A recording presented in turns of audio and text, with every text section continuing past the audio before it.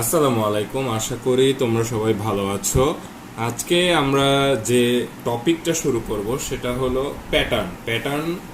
এটা হলো অষ্টম শ্রেণীর গণিতের প্রথম অধ্যায়, ঠিক আছে?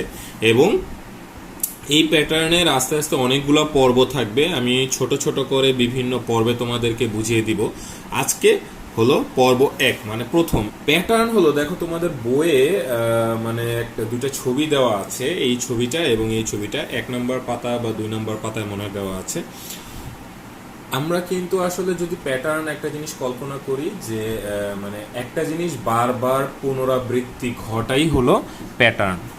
তো বারবার পুনরাবৃত্তি কিভাবে করতে পারে, যেমন দেখো এই ছবিটা দেখো, এখানে একটা বক্সের মতো আছে এবং এই বক্সকে আমরা বিভিন্ন ভাগে ভাগ করেছি। দেখো প্রথম ভাগটা এটা, দ্বিতীয় ভাগটা এটা, তৃতীয় ভাগটা এটা, এভাবে সবগুলো ভাগে ভাগ করেছি। এবং আমি যদি একটু লক্ষ্য করে তোমাদেরকে দেখাই, তোমরা একটু লক্ষ্য করো যে এইখানে একটা দেখো সমানভাবে এইভাবে দাগ টানা হয়েছে, আর একটা লম্বাভাবে দাগ টানা হয়েছে, আবার একটা এইভাবে দাগ টানা হয়েছে। এইভাবে কিন্তু আবার একটা লম্বা, একটা সমান, আবার একটা লম্বা, আবার একটা সমান, আবার একটা লম্বা, আবার একটা সমান, এভাবে কিন্তু প্রতিটা একটার পর একটা বারবার রিপিট হচ্ছে, ঠিক আছে? এটাই হলো কিন্তু প্যাটার্ন।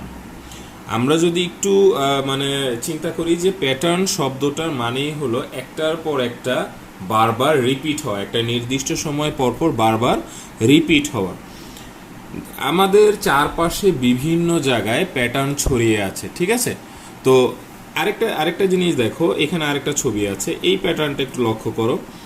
এখানে দেখো 1, এরপরে 1 1 1 2 1, এরপরে 1 3 3 1, এরপরে 1 4 6 4 1। এটা কিভাবে প্যাটার্ন হলো দেখো, একটা নির্দিষ্ট সময় পরে একটা রিপিট হচ্ছে। দেখো এখানে 1 আর 1 যোগ করে 2 হয়, ঠিক আছে? এই যে দুইটার সংখ্যার যোগফল কিন্তু পরে আবার হচ্ছে, যেমন দেখো 1 আর 2 যোগ করে 3 হচ্ছে, আবার 2 আর 1 যোগ করে 3 হচ্ছে, আবার এখানে 1 আর 3 যোগ করে 4 হচ্ছে, এখানে 3 আর 3 যোগ করে 6 হচ্ছে, 3 আর 1 যোগ করে 4 হচ্ছে।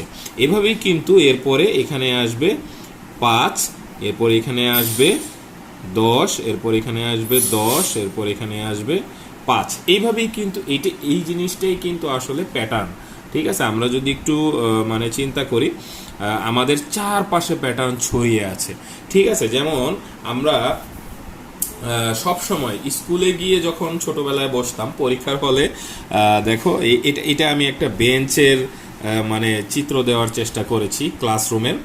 যে দেখো অনেক সময় মানে টিচার যদি একটু কঠিনভাবে পরীক্ষা নিতে চায়, তখন দেখো একটা বেঞ্চে প্রথমে একজনকে বসাবে, আবার এরপরে আরেকজনকে বসাবে, আবার আরেকজনকে বসাবে, আবার মাঝখানে আরেকজনকে, আবার দুই পাশে দুইজনকে, একজন দুইজন একজন দুইজন। এটা কিন্তু একটা প্যাটার্ন, 1 2 1 2, এটা কিন্তু একটা প্যাটার্ন যে বারবার রিপিট হচ্ছে।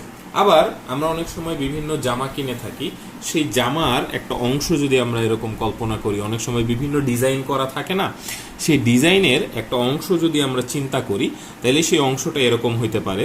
দেখো যে একটা গোল, একটা ত্রিভুজ, একটা গোল, একটা ত্রিভুজ, একটা গোল, একটা ত্রিভুজ, 3 কোণা, একটা গোল, একটা ত্রিভুজ, এরকম করে কিন্তু দেখো একটার পর একটা বারবার রিপিট হচ্ছে। তাইলে এই প্যাটার্ন শব্দটা মানে কিছুক্ষণ পর পর রিপিট হওয়া। তো আমরা কিন্তু আসলে দেখি যে বিভিন্ন জায়গায় প্যাটার্ন লুকিয়ে আছে। এবার আমরা একটা সংখ্যা, বিভিন্ন সংখ্যার প্যাটার্ন দেখব, যেটা অঙ্ক করতে গিয়ে কাজে লাগবে। এইখানে দেখো একটু লক্ষ্য করে যে 1 2 3 4 এভাবে কিন্তু মানে কন্টিনিউ হচ্ছে, ঠিক আছে? 1 2 3 4, এরপরে 5 হবে, এরপরে 6 হবে, এরপরে 7 হবে, তাই না? এভাবে কিন্তু কন্টিনিউ হচ্ছে একটার পর একটা।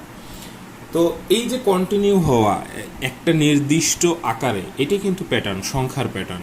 এরপরে দেখো একটু পরে বুঝতে পারবা কয়েকটা জিনিস, 1 3 5 7 এভাবে কিন্তু মানে চলতে থাকবে, তারপরে 9 হবে, তারপরে 11 হবে, তারপরে 13 হবে। এইখানে দেখি এটা কিন্তু দেখো 2 করে বাড়তেছে, হ্যাঁ 2 করে বাড়তেছে, একের পরে 2 করে বাড়লে 3, 3-এর পরে 2 করে বাড়লে 5, 5-এর পরে 2 বাড়লে 7, এভাবে কিন্তু এটাকে যেটা আমরা বলি যে এগুলো হলো বিজোড় সংখ্যা, ঠিক আছে, এগুলো হলো বিজোড় সংখ্যা।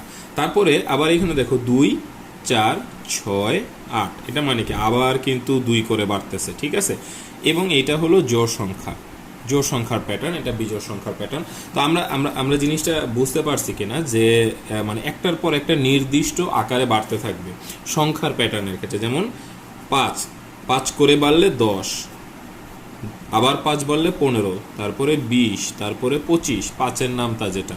তো এটাও কিন্তু একটা প্যাটার্ন।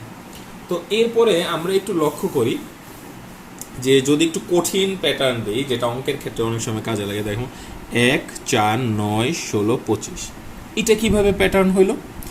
এইটা আসলে প্যাটার্ন হইলো যে এখানে দেখো একটু লক্ষ্য করলে যে 1-এর সাথে 3 যোগ করলে 4, মানে 3 বেড়ে 4 হয়েছে, এরপরে আবার 5 বেড়ে 9 হয়েছে, এরপরে আবার 7 বেড়ে 16 হয়েছে, আবার এরপরে 9 বেড়ে 25 হয়েছে। তাইলে এইখানে একটা প্যাটার্ন কিভাবে দেখায়, বাড়তেছে যে 3 বাড়ছে, 5, 7, 9, তাইলে এর পরেরটা কি হইতে পারে, এর পরেরটা আরও 2 বাড়বে, 11, তাইলে 25 আর 11 যোগ করলে কি হয়, 36। তাহলে এটাও কিন্তু একটা প্যাটার্ন যে এই যে 2 2 করে আমার এখানে মানে পার্থক্য বাড়তেছে, ঠিক আছে। আবার অনেক সময় যে এই অঙ্কগুলো থাকতে পারে বইয়ে, 1 স্কোয়ার, 2 স্কোয়ার, 3 স্কোয়ার, 4 স্কোয়ার, এইভাবে থাকবে, 5 স্কোয়ার, 6 স্কোয়ার, ঠিক আছে। তো এই যে এটাও কিন্তু একটা প্যাটার্ন। তো আমরা মানে আজকে যেটা বুঝতে পারলাম যে প্যাটার্ন জিনিসটা হলো নির্দিষ্ট সময় পরপর একটা কিছু বাড়া। তাহলে নেক্সট পর্বে তোমাদের সাথে আবার দেখা হবে। ভালো থাকো, সুস্থ থাকো, ধন্যবাদ।